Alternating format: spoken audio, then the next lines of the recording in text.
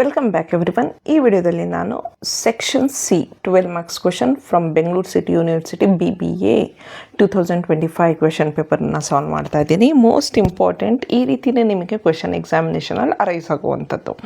So ಅದಕ್ಕೋಸ್ಕರ ನಿಮಗೆ ಗೊತ್ತಿರಬೇಕು, ಅವರು 1-2 ಅಸೆಟ್ ಕೊಟ್ಟರೆ, ಕ್ಯಾಪಿಟಲ್ ಅಸೆಟ್ ಕೊಟ್ಟರೆ ಅದು 5 ಮಾರ್ಕ್ಸ್ ಪ್ರಾಬ್ಲಮ್ಸ್ ಆಗುತ್ತೆ.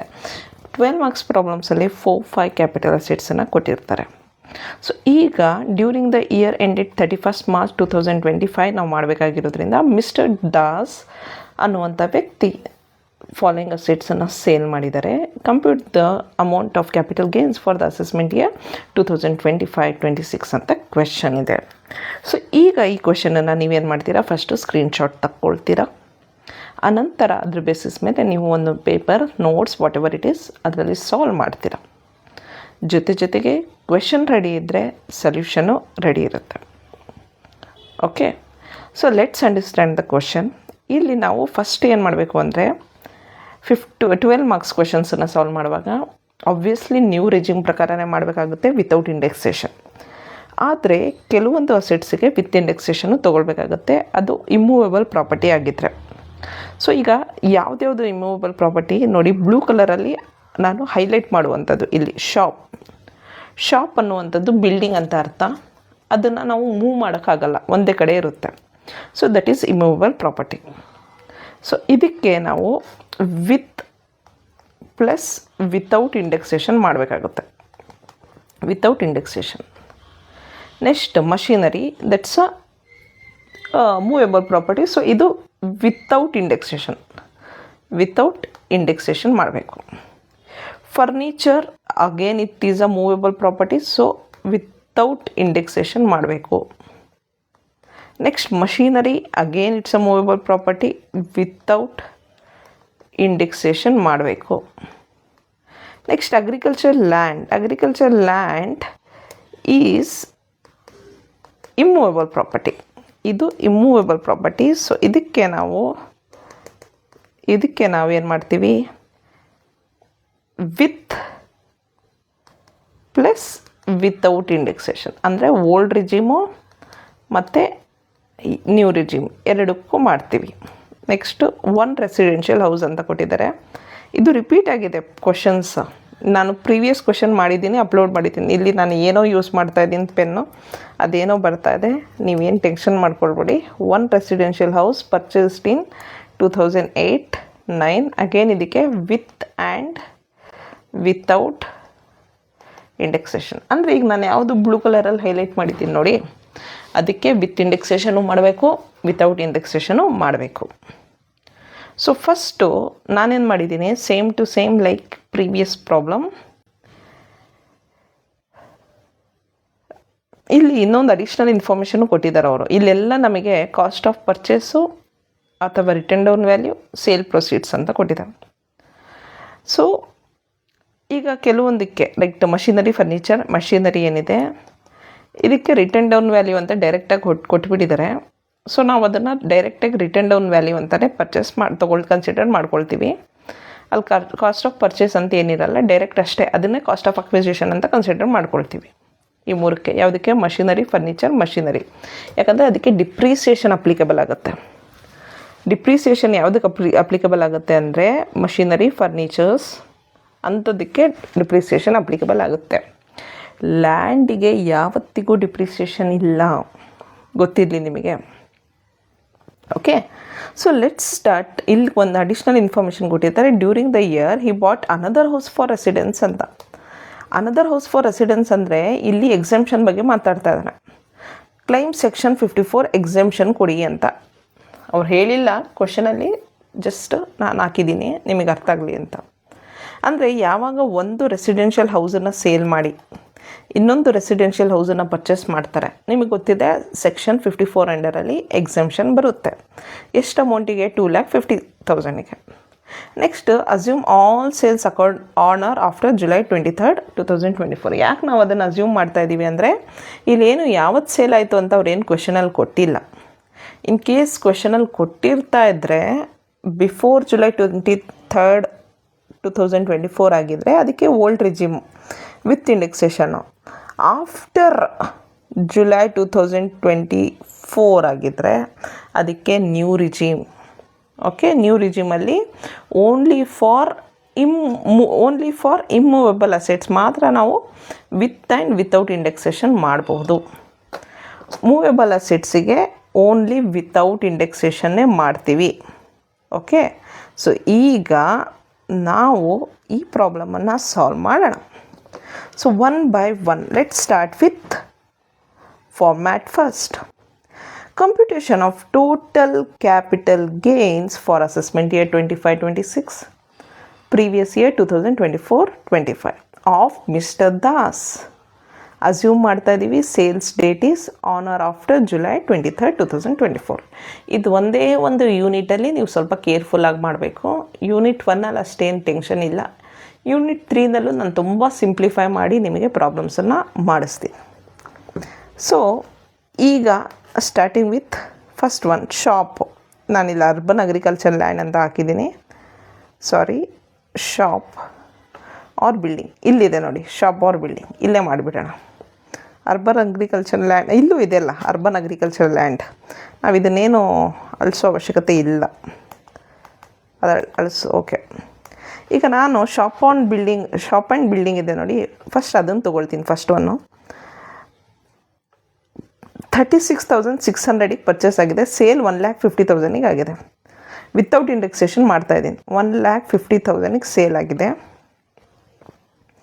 ಅದಕ್ಕೆ ರಿಲೇಟೆಡ್ ಎಕ್ಸ್ಪೆನ್ಸಸ್ ಏನು ಅವ್ರು ಹೇಳಿಲ್ಲ, nil. So net sale consideration is ಉಳಿದಿದ್ದು 1,50,000. ಕಾಸ್ಟ್ ಆಫ್ ಅಕ್ವಿಸಿಷನ್ ಬಗ್ಗೆ ಏನು ಹೇಳಿ, ಕಾಸ್ಟ್ ಆಫ್ ಅಕ್ವಿಸಿಷನ್ ಇರುತ್ತೆ, ಕಾಸ್ಟ್ ಆಫ್ ಅಕ್ವಿಸಿಷನ್ ಇದೆ ಇಲ್ಲಿ.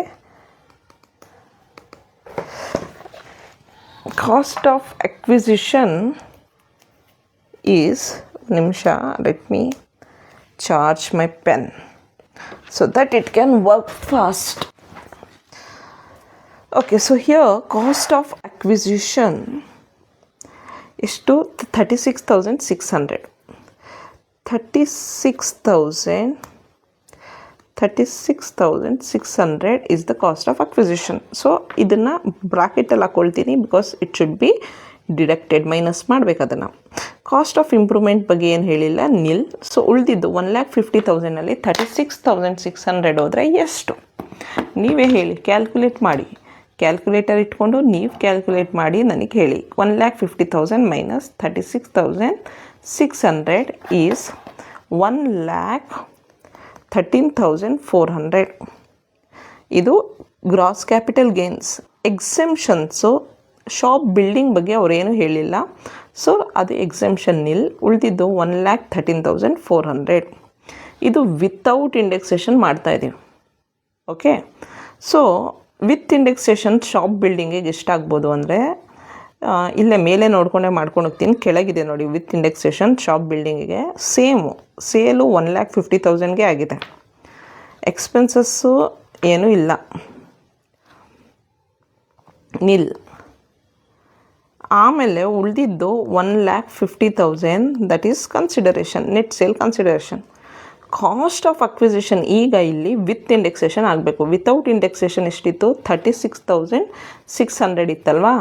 ಈಗ ಇಲ್ಲಿ ಶಾಪಿಗೆ, ಶಾಪ್ ಬಿಲ್ಡಿಂಗ್ಗೆ 36,600 ಇಂಟು 363. ಯಾಕಂದರೆ ಈಗ 2024-25ನಲ್ಲಿ ಸೇಲ್ ಆಗಿದೆ ಅದು, ಅದಕ್ಕೆ ಯಾವತ್ತು 363ನೇ ಇಂಡೆಕ್ಸು. ಆದರೆ ಪರ್ಚೇಸ್ ಮಾಡಿದ್ದ ಇಯರ್ ಇಂಡೆಕ್ಸ್ ಏನು ಅಂತ ನೋಡೋಣ. ಮೇಲೋಗ್ಬಿಟ್ಟು ಕ್ವೆಶನಲ್ಲಿ ಪರ್ಚೇಸ್ ಮಾಡಿದ್ದು ಯಾವಾಗ? ಶಾಪು 2006-07ನಲ್ಲಿ. ಆವಾಗ ಕಾಸ್ಟ್ ಆಫ್ ಇನ್ಫ್ಲೇಷನ್ ಇಂಡೆಕ್ಸು 122 ಇತ್ತು. ಸೊ ಈಗ ಅದನ್ನು ನಾವು ತಗೊಂಡ್ರೆ 122. ಸೊ ಈಗ 36,600 into 363 divided by 122 is 1,08,900. So ಈಗ 1,08,900 is cost of acquisition with indexation. Okay, ಇದು ವಿತ್ ಇಂಡೆಕ್ಸೇಷನ್ ಇರುತ್ತಿಲ್ಲಿ. ಇಲ್ಲೂ ಇಂಡೆಕ್ಸೇಷನ್ ಇರುತ್ತೆ, ಯಾಕಂದರೆ ಇದು ನಾವು ಸಪ್ರೇಟಾಗಿ ಮಾಡ್ತಾಯಿದ್ವಿ. ವಿತೌಟ್ ಇಂಡೆಕ್ಸೇಷನ್ ಮೇಲ್ ಮಾಡಿದ್ವಿ. ಈಗ ಕಾಸ್ಟ್ ಆಫ್ ಇಂಪ್ರೂವ್ಮೆಂಟ್ ಬಗ್ಗೆ ಏನು ಅವ್ರು ಹೇಳಿಲ್ಲ, ನಿಲ್. ಸೊ ಉಳಿದಿದ್ದೆಷ್ಟು 1,50,000 ಮೈನಸ್ 1,08,900. ಸೊ ಉಳಿದಿದ್ದು 41,100. ಎಕ್ಸಿಮ್ಷನ್ಸ್ ಏನಿಲ್ಲ ಇಲ್ಲಿ, ನಿಲ್. ಸೊ ಟೋಟಲ್ ಇಸ್ 41,100 ಉಳೀತು. ಈಗ ಶಾಪ್ ಬಗ್ಗೆ ಆಯಿತು. Okay, next going back to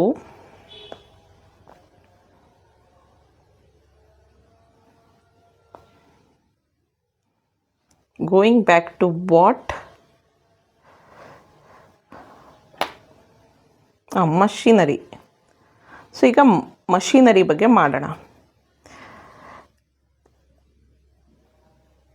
machinery purchase ಆಗಿರೋದು 2015-16, ಯಾವತ್ತಾದರೂ ಆಗಿರಲಿ. ರಿಟರ್ನ್ ಡೌನ್ ವ್ಯಾಲ್ಯೂ ಕೊಟ್ಬಿಟ್ಟಿದ್ದಾರೆ 36,000. ಓಕೆ, ಯೂಶಲಿ ಅವರೇನಾದರೂ cost of acquisition or purchase ಅಂತ ಕೊಟ್ಟು ರಿಟರ್ನ್ ಡೌನ್ ವ್ಯಾಲ್ಯೂನು ಕೊಟ್ಟಿದ್ರೆ, ಈಗ cost of purchase is 1 lakh ಅಂತ ಅಂದ್ಕೊಳ್ಳೋಣ, ರಿಟರ್ನ್ ಡೌನ್ ವ್ಯಾಲ್ಯೂ ಇಸ್ 50,000 ಅಂತ ಅಂದ್ಕೊಳ್ಳೋಣ. ಸೊ ಉಳಿದಿರುತ್ತಲ್ಲ 50,000, ಇದು ಕಾಸ್ಟ್ ಆಫ್ ಅಕ್ವಿಸಿಷನ್ ಅಂತ ಕನ್ಸಿಡರ್ ಮಾಡಬೇಕಾಗುತ್ತೆ.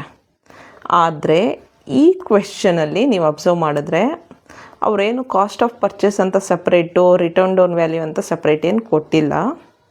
ಸೊ ನಾವೇನು ಅಂದ್ಕೊಳ್ತಾ ಇದ್ದೀವಿ ಅಂದರೆ ರಿಟರ್ನ್ ಡೌನ್ ವ್ಯಾಲ್ಯೂನೇ ಕಾಸ್ಟ್ ಆಫ್ ಅಕ್ವಿಸಿಷನ್ ಅಂತ ಅಸ್ಯೂಮ್ ಮಾಡ್ತಾ ಇದ್ದೀವಿ. ಸೊ ಈಗ ರಿಟರ್ನ್ ಡೌನ್ ವ್ಯಾಲ್ಯೂನೇ ಕಾಸ್ಟ್ ಆಫ್ ಅಕ್ವಿಸಿಷನ್ ಅಂತ ಅಂದ್ಕೊಳ್ಳುವಾಗ ಸೆಲ್ಲಿಂಗ್ ಆಗಿರೋದು ಮಷಿನರಿ 1, ಇದನ್ನು ಮಷಿನರಿ 1 ಅಂದ್ಕೊಳ್ಳೋಣ. ಇಲ್ಲಿದೆಲ್ಲ ಇನ್ನೊಂದು ಮಷಿನರಿ D1, ಅದನ್ನು ಮಷಿನರಿ 2 ಅಂದ್ಕೊಳ್ಳೋಣ. ಮಷಿನರಿ 1 ಸೇಲ್ ಆಗಿರೋದು 60,000ಗೆ, ಪರ್ಚೇಸ್ ಆಗಿರೋದು 36,000ಗೆ. ಈಗ ಇಲ್ಲಿ ಮಷಿನರಿ 1 ಅಂದ್ಕೊಳ್ಳೋಣ, ಸೇಲ್ ಆಗಿರೋದು 60,000ಗೆ, ಪರ್ಚೇಸ್ ಆಗಿರೋದು 36,000ಗೆ. ಸೊ ಇದರಲ್ಲಿ ಎಕ್ಸ್ಪೆನ್ಸಸ್ ಏನಿಲ್ಲ, ನಿಲ್.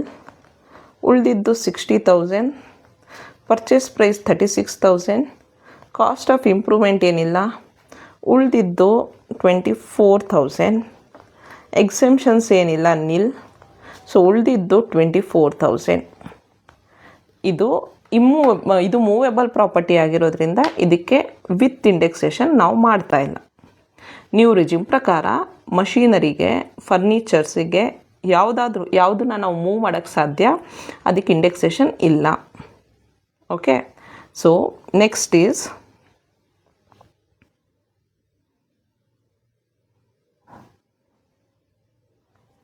ಯಾವುದು?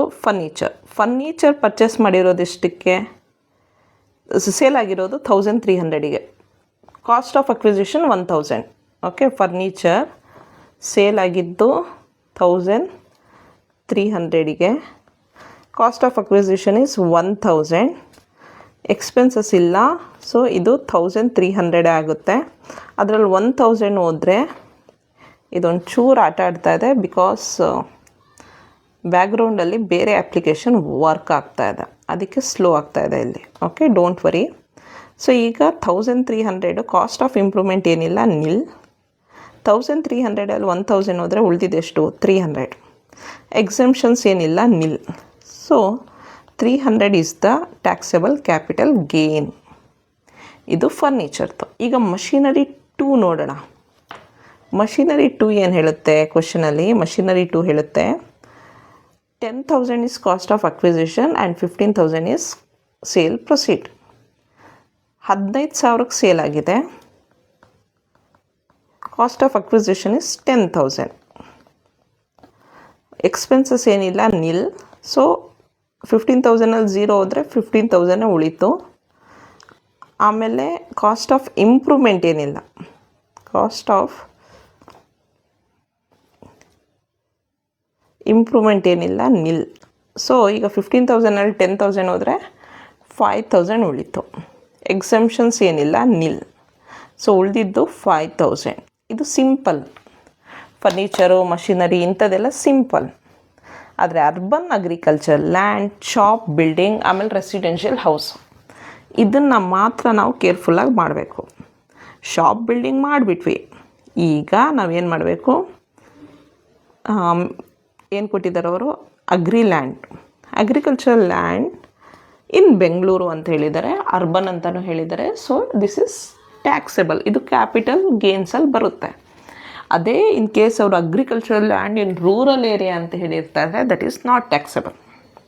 ಸೊ ಇದು agricultural land in urban area ಆಗಿರೋದ್ರಿಂದ ಪರ್ಚೇಸ್ ಮಾಡಿದ್ದು 1999 2000 ಆದರೆ 2001 ಫೇರ್ ಮಾರ್ಕೆಟ್ ವ್ಯಾಲ್ಯೂ ವಾಸ್ 15,000 ಅಂತೆ. ಈಗ ಇದಕ್ಕೆ ಕಾಸ್ಟ್ ಆಫ್ ಅಕ್ವಿಸಿಷನಿಗೆ ಮತ್ತು ಫೇರ್ ಮಾರ್ಕೆಟ್ ವ್ಯಾಲ್ಯೂ ಕಂಪೇರ್ ಮಾಡಾಗ ವಿಚ್ ಎವರ್ ಈಸ್ ಹೈಯರ್ 15,000 ಅದನ್ನು ನಾವು ಕಾಸ್ಟ್ ಆಫ್ ಅಕ್ವಿಸಿಷನ್ ಅಂತ ಕನ್ಸಿಡರ್ ಮಾಡಬೇಕಾಗುತ್ತೆ. ಮತ್ತು 2,60,000 ಇದೆ ನೋಡಿ, ಇದು ಸೇಲ್. ಸೊ ಈಗ ನಾನು ಅರ್ಬನ್ ಅಗ್ರಿಕಲ್ಚರ್ ಲ್ಯಾಂಡಿಗೆ ಹೋಗ್ತೀನಿ. ಸೇಲ್ ಎಷ್ಟಕ್ಕಾಗಿದೆ? 2,60,000 ಆಗಿದೆ. ಎಕ್ಸ್ಪೆನ್ಸಸ್ ಏನು ಹೇಳಿಲ್ಲ ಅವರು, ನಿಲ್. ಸೊ ಉಳಿದಿದ್ದು 2,60,000. Cost of acquisition without indexation ಮಾಡ್ತಾ ಇರೋದ್ರಿಂದ ನಾವೇನು ಮಾಡ್ತೀವಿ, 2001 ಫೇರ್ ಮಾರ್ಕೆಟ್ ವ್ಯಾಲ್ಯೂ 15,000 ಇತ್ತಲ್ವಾ, ಅದೇ ತಾನೇ ಜಾಸ್ತಿ. ಸೊ ಅದನ್ನು ತೊಗೊಂಡ್ವಿ. ಕಾಸ್ಟ್ ಆಫ್ ಇಂಪ್ರೂವ್ಮೆಂಟ್ ಬಗ್ಗೆ ಏನು ಹೇಳಿಲ್ಲ. ಸೊ 2,60,000 15,000 ಹೋದರೆ 2,45,000. ಎಕ್ಸೆಂಪ್ಷನ್ಸು ಏನು ಹೇಳಿಲ್ಲ, ನಿಲ್. ಸೊ ಉಳಿದಿದ್ದು 2,45,000 ಅಷ್ಟೇ. ಆದರೆ ಈಗ ಇದೇ ಅರ್ಬನ್ ಅಗ್ರಿಕಲ್ಚರ್ ಲ್ಯಾಂಡನ್ನು ವಿತ್ ಇಂಡೆಕ್ಸೇಷನ್ ಮಾಡಿದ್ರೆ ಸೇಲು 2,60,000 ಆಯಿತಾ. ಎಕ್ಸ್ಪೆನ್ಸಸ್ ಏನಿಲ್ಲ, ನಿಲ್. 2,60,000 ನೆಟ್ ಕನ್ಸಿಡರೇಷನ್ ಉಳೀತು. ಆದರೆ ಕಾಸ್ಟ್ ಆಫ್ ಅಕ್ವಿಸಿಷನ್ ಮಾತ್ರ ಇಲ್ಲಿ 15,000 ಇದೆ ಅಲ್ವಾ, 15,000. ಆ 15,000 ಬಿಟ್ಟು ಈಗ 15,000ಗೆ ನಾವೇನು ಮಾಡಬೇಕು ಅಂದರೆ ಕಾಸ್ಟ್ ಆಫ್ ಅಕ್ವಿಸಿಷನಿಗೆ 15,000 ಇಂಟು 363 ಡಿವೈಡೆಡ್ ಬೈ ಆ ವರ್ಷ ಅಂದರೆ 2001 ಇದು 100 ಆಗಿತ್ತು. ಸೊ ಇದ್ರ ಯಾವುದಿದು ಅಗ್ರಿ ಲ್ಯಾಂಡ್ ಅರ್ಬನ್, ಇದಕ್ಕೂ ಕಾಸ್ಟ್ ಆಫ್ ಅಕ್ವಿಸಿಷನ್ ಇಲ್ಲ, ಇಂಪ್ರೂವ್ಮೆಂಟ್ ಇಲ್ಲ, ಇದಕ್ಕೂ ಕಾಸ್ಟ್ ಆಫ್ ಇಂಪ್ರೂವ್ಮೆಂಟ್ ಇಲ್ಲ. ಓಕೆ. ಸೊ ಈಗ ಕಾಸ್ಟ್ ಆಫ್ ಇಂಪ್ರೂವ್ಮೆಂಟ್ ಅಗ್ರಿ ಲ್ಯಾಂಡಿಗೆ 15,000 ಇಂಟು 363 ಡಿವೈಡೆಡ್ ಬೈ 100 ಮಾಡಿದ್ರೆ 54,450 ಬರುತ್ತೆ ಇಂಡೆಕ್ಸ್ ಇದು ಅಮೌಂಟು. ಸೊ ಈಗ ನಾನೇನು ಮಾಡಬೇಕು, ಇಲ್ಲಿ cost of acquisition 54,450 is the cost of acquisition ಅಂತ ಕನ್ಸಿಡರ್ ಮಾಡಬೇಕು. ಕಾಸ್ಟ್ ಆಫ್ ಇಂಪ್ರೂವ್ಮೆಂಟ್ ಬಗ್ಗೆ ಏನು ಹೇಳಿಲ್ಲ. ಸೊ 2,60,000 ಎಲ್ಲ ಹೋದರೆ 2,05,550 ಉಳಿಯುತ್ತೆ. ಸೊ ಎಕ್ಸೆಂಪ್ಷನ್ ಇಸ್ ನಿಲ್. ಉಳಿದಿದ್ದು 2,05,550. So with indexation without indexation for agricultural land is done. ಈಗ ಲಾಸ್ಟ್ ಒನ್ ಏನಿದೆ, ರೆಸಿಡೆನ್ಷಿಯಲ್ ಹೌಸ್. ಈಗ ರೆಸಿಡೆನ್ಷಿಯಲ್ ಹೌಸಿಗೆ ನಾವೇನು ಮಾಡಬೇಕು, ಎಷ್ಟಕ್ಕೆ ಸೇಲ್ ಆಗಿದೆ? 3 lakhಗೆ ಸೇಲ್ ಆಗಿದೆ. ಇಲ್ಲಿ 3 lakhಗೆ ಸೇಲ್ ಆಗಿದೆ. ಪರ್ಚೇಸ್ ಮಾಡಿದ್ದು 89 ಆವಾಗ cost of inflation index is 137. Purchase ಮಾಡಿದ ಅಮೌಂಟ್ ಎಷ್ಟು? 41,500. ಸೊ ಈಗ ವಿತೌಟ್ ಇಂಡೆಕ್ಸೇಷನ್ ಫಸ್ಟ್ ಮಾಡೋಣ. ಹೌಸ್ ಸೇಲ್ ಆಗಿದ್ದು 3 lakhಗೆ, ಪರ್ಚೇಸ್ ಮಾಡಿದ್ದು 41,500ಗೆ. ಸೊ ಇಲ್ಲಿ ಕಾಸ್ಟ್ ಆಫ್ ಅಕ್ವಿಸಿಷನ್ 41,500 ಅಂತ ಬರೀತೀನಿ. ಎಕ್ಸ್ಪೆನ್ಸಸ್ ಬಗ್ಗೆ ಏನು ಹೇಳಿಲ್ಲ, ನಿಲ್. ಉಳಿದಿದ್ದಿಲ್ಲಿ 3 lakh. 3 lakhಲ್ಲಿ 41,500 ಹೋದರೆ 3 lakh ಮೈನಸ್ 41,500 ಈಸ್, ಇಲ್ಲಿ ಕಾಸ್ಟ್ ಆಫ್ ಇಂಪ್ರೂವ್ಮೆಂಟು ಏನು ಹೇಳಿಲ್ಲ, 2,58,500 ಆಗುತ್ತೆ. ಯಾಕಂದರೆ ಡೈರೆಕ್ಟಾಗಿ ತೊಗೊಳ್ತೇವೆ, ಇಂಡೆಕ್ಸೇಷನ್ ಹಾಕಿಲ್ಲ. ಸೊ ಎಕ್ಸೆಂಪ್ಷನ್ಸ್ ಹೇಳಿದ್ದಾರೆ, ಇಲ್ಲಿ ಎಕ್ಸೆಂಪ್ಷನ್ಸ್ ಏನಿಲ್ಲ ಅಂತ ಹೇಳೋಕ್ಕಾಗಲ್ಲ. ಎಕ್ಸೆಂಪ್ಷನ್ ಹೇಳಿದ್ದಾರೆ, ಏನು ಹೇಳಿ, during the year he bought another house for his residence. ಒಂದು ಹೌಸನ್ನು ಮಾರಾಟ ಮಾಡಿ ಇನ್ನೊಂದು ಹೌಸನ್ನು ತೊಗೊಂಡಿದ್ದಾನೆ. ಅದಕ್ಕೆ ನಮಗಿಲ್ಲಿ ಅಂಡರ್ ಸೆಕ್ಷನ್ 54 ಪ್ರಕಾರ 2,50,000 ಏನವನು ಖರ್ಚು ಮಾಡಿದ್ದಾನೆ ಇನ್ನೊಂದು ಮನೆ ತೊಗೊಳಕ್ಕೆ, ಅದು ಫುಲ್ ಅಮೌಂಟು ಎಕ್ಸೆಂಪ್ಟ್ ಆಗುತ್ತೆ. ಇಲ್ಲಿ ಎಕ್ಸೆಂಪ್ಟ್ ಅಂತಂದರೆ ಟ್ಯಾಕ್ಸ್ ಕಟ್ಟುವ ಹಾಗಿಲ್ಲ ಅದಕ್ಕೆ ಅಂತ. ಸೊ 2,58,000 2,50,000 ಹೋದರೆ ಉಳಿದಿದ್ದು 8,500 ಮಾತ್ರ. ಇದು ಒನ್ ರೆಸಿಡೆನ್ಷಿಯಲ್ ಹೌಸ್ನ ಕತೆ ವಿತೌಟ್ ಇಂಡೆಕ್ಸೇಷನ್. ಈಗ with indexation same to same case 3 lakhಗೆ ಸೇಲು. ಓಕೆ, ಎಕ್ಸ್ಪೆನ್ಸಸ್ ಇಲ್ಲ, ನಿಲ್ಲ, ಉಳಿದಿದ್ದೇ 3 lakh. Next cost of acquisition ಇಲ್ಲೇನಿದೆ 41,500 ಇದೆ. ಈಗ ನಾವು ಅದಕ್ಕೇನು ಮಾಡಬೇಕು ಅಂದರೆ 41,500ಗೆ ಸಿ ಐ ಯಾವಾಗ ಪರ್ಚೇಸ್ ಇಯರ್ 137 ಅಲ್ವಾ,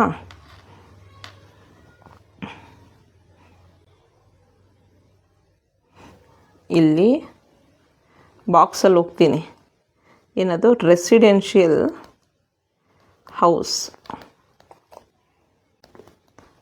41,500 ಇತ್ತು. ಈಗ 363 ನ್ಯೂಮರೇಟರ್, ಡಿನಾಮಿನೇಟರ್ ಎಷ್ಟು 137.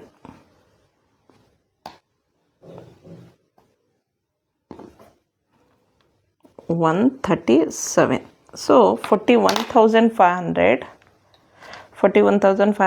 into 363 divided by 137 is 1,09,959. ಇದು ಅಮೌಂಟು. ಸೊ ಇಲ್ಲಿ cost of acquisition is 1,09,959. Cost of improvement ಏನಿಲ್ಲ, ನಿಲ್. ಸೊ ಇದರಲ್ಲಿ 3 lakhಲ್ಲಿ 1,09,959 ಹೋದರೆ 1,90,041 ಸಮಥಿಂಗ್ ಬರುತ್ತೆ. 959ನ 960 ಅಂದ್ಕೊಳ್ಳೋಣ, ಇದನ್ನು 940 ಅಂದ್ಕೊಳ್ಳೋಣ, 040 ಅಂದ್ಕೊಳ್ಳೋಣ. ಈಗ ಎಕ್ಸೆಂಪ್ಷನ್ಸ್ ಇದೆಯಾ ಅಂದರೆ ಇದೆ. ಎಷ್ಟು? 2,50,000 ಅವ್ನು ಡೆಪಾಸಿಟ್ ಮಾಡಿರೋದು, 2,50,000ವರೆಗೂ ಎಕ್ಸೆಂಪ್ಷನ್ ಇದೆ. ಸೊ ಇಲ್ಲಿ ನಾವು 2,50,000 ಬರೀಬಾರ್ದು, ಅಪ್ ಟು 2,50,000 ಅವ್ನು ಡೆಪಾಸಿಟ್ ಮಾಡಿರೋದು 2,50,000ವರೆಗೂ ಎಕ್ಸೆಂಪ್ಷನ್ ತೊಗೊಳ್ಬೋದು. ಆದರೆ ಇಲ್ಲಿ ಬಂದಿರೋದೇ 1,90,000 ಆಗಿರೋದ್ರಿಂದ full amount 1,90,040 is exempted under section 54. So ಇಲ್ಲಿ ಟ್ಯಾಕ್ಸೇಬಲ್ ಇನ್ಕಮ್ ಈಸ್ ನಿಲ್ ಅಂತ ಬರುತ್ತೆ. Okay, so taxable income is nil, minus ಬರಬಾರ್ದು. ಟ್ಯಾಕ್ಸೇಬಲ್ ಕ್ಯಾಪಿಟಲ್ ಗೇನ್ಸು ಮೈನಸ್ ಬರಬಾರ್ದು, ಅಲ್ಲಿಗೆ 0 ಆಗಬಹುದು. ಸೊ ಇದು ನೀವೀಗ ಈ ಪ್ರಾಬ್ಲಮನ್ನು ಕ್ಲಿಯರ್ ಕಟ್ಟಾಗಿ ಅರ್ಥ ಮಾಡ್ಕೊಂಡಿದ್ದೀರ. ಏನು ಹೇಳುತ್ತೆ ಈ ಪ್ರಾಬ್ಲಮ್? 12 ಮಾರ್ಕ್ಸ್ ಪ್ರಾಬ್ಲಮ್ ಅಂತ. ನಿಮಗೆ ಸಿಂಪಲ್ಲಾಗಿ ಗೊತ್ತಾಗಬೇಕಾಗಿರೋದು 12 ಮಾರ್ಕ್ಸ್ ಪ್ರಾಬ್ಲಮಿಗೆ ಈ ಯೂನಿಟಲ್ಲಿ ಯಾವುದ್ಯಾವುದು ಎಕ್ಸೆಂಪ್ಷನ್ಸ್ ಇದೆ. Section 54, section 54B, section 54F, 54EC, 54D ಯಾವ ಎಕ್ಸೆಂಪ್ಷನ್ಸ್ ಅಂತ ಗೊತ್ತಾಗಬೇಕು. ಆಮೇಲೆ ಮೋಸ್ಟ್ಲಿ ಇದೇ ಕ್ವೆಶನ್ಸನ್ನು ಸ್ವಲ್ಪ ನಂಬರ್ ಚೇಂಜ್ ಮಾಡಿ ನಿಮಗೆ ಎಕ್ಸಾಮಲ್ಲಿ ಈ ಸಲ ಕೇಳ್ಬೋದು. ಅದೇ ಶಾಪ್ ಕೊಟ್ಟಿರ್ತಾರೆ, machinery, furniture, machinery, agricultural land and residential house. ಯಾಕಂದರೆ ಪ್ರೀವಿಯಸ್ ಪ್ರಾಬ್ಲಮ್ಮು ಕೂಡ ಸಿಮಿಲರ್ ಇದೆ ನೋಡಿ. ಈ ಪ್ರಾಬ್ಲಮ್ಮು ಕ್ವೆಶನ್ ನಂಬರ್ 5, ಪ್ರಾಬ್ಲಮ್ 5 ನಾನೇನು ಸಾಲ್ವ್ ಮಾಡಿದೆ, ಅದರಲ್ಲೂ agricultural land, machinery, furniture, machinery, shop, building, ಒಂದು ರೆಸಿಡೆನ್ಷಿಯಲ್ ಹೌಸೇ ಕೊಟ್ಟಿದ್ರು. ಓಕೆ, 2024ಅಲ್ಲಿ ಕೊಟ್ಟಿದ್ದರು. 25ನಲ್ಲೂ BBAಗೆ ಅದೇ ಕ್ವೆಶನನ್ನು ನಂಬರ್ ಚೇಂಜ್ ಮಾಡಿ ಕೊಟ್ಟಿದ್ದಾರೆ. 26ಅಲ್ಲೂ ಅದೇ ರೀತಿ ಕೊಡ್ಬೋದು NEP ಅವರಿಗೆ. ಸೊ ಇದಕ್ಕೆ ರೆಡಿ ಆಗಿಬಿಡಿ, ಈ ರೀತಿ ಮಾಡೋದಕ್ಕೆ ರೆಡಿ ಆಗಿಬಿಡಿ ಎಕ್ಸಾಮಲ್ಲಿ. Done. Thank you so much.